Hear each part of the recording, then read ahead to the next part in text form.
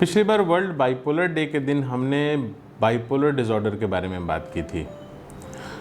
हालांकि कई बातें रह गई थी।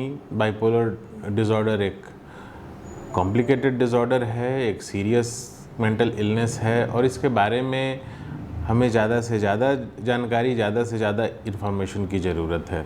तो हम कोशिश करेंगे कि अगले कुछ एपिसोड्स में हम बाइपोलर डिसऑर्डर के बारे में ही बात करें।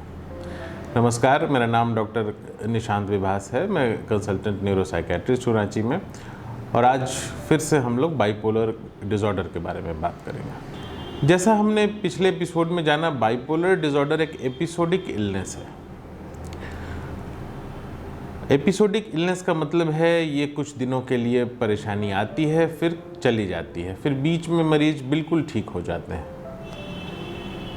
फिर से एक नया एपिसोड शुरू हो सकता है। ज़्यादातर ये परेशानी एडोलेसेंट और यंग एज में ही शुरू होती है। एक बार शुरू होने के बाद शुरुआत में मैनिक एपिसोड्स ज़्यादा होते हैं, बाद में जैसे जैसे एज बढ़ती है तो डिप्रेसिव एपिसोड्स ज़्यादा होने लगते हैं।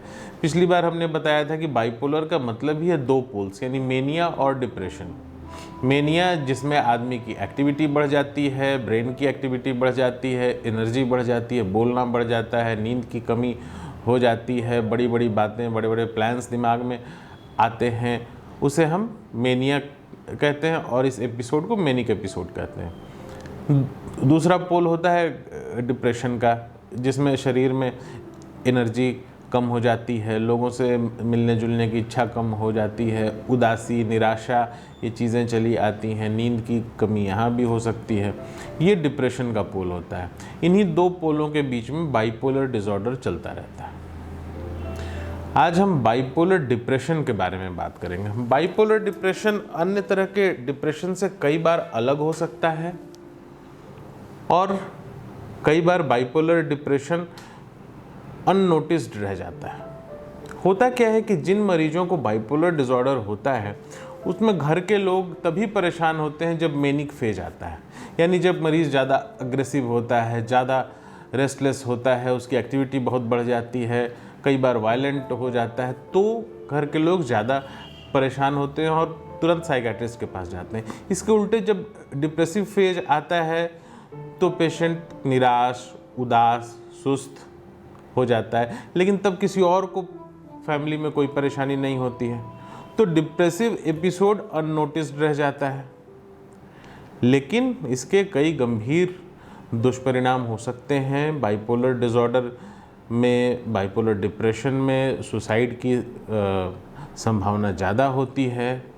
जीवन पे इसका बहुत बुरा असर पड़ता है। लोग अपनी रोज़मर्रा की एक्टिविटी भी नहीं कर पाते हैं, जिससे उन्हें लाइफ में आगे बढ़ने में बहुत परेशानी होती है। तो हमें ये देखना है कि डिप्रेसिव एपिसोड्स भी अननोटिस्ड नहीं जाएं, इसलिए डिप्रेशन के बारे में जानना ज़रूरी है।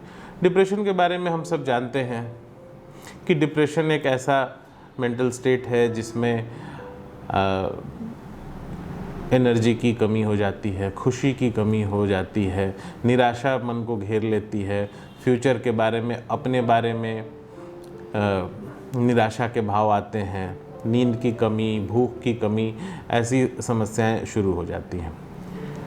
बाइपोलर डिप्रेशन में कुछ और सिम्टम्स भी हो सकते हैं, जिसमें से एक है एटिपिकल डिप्रेशन।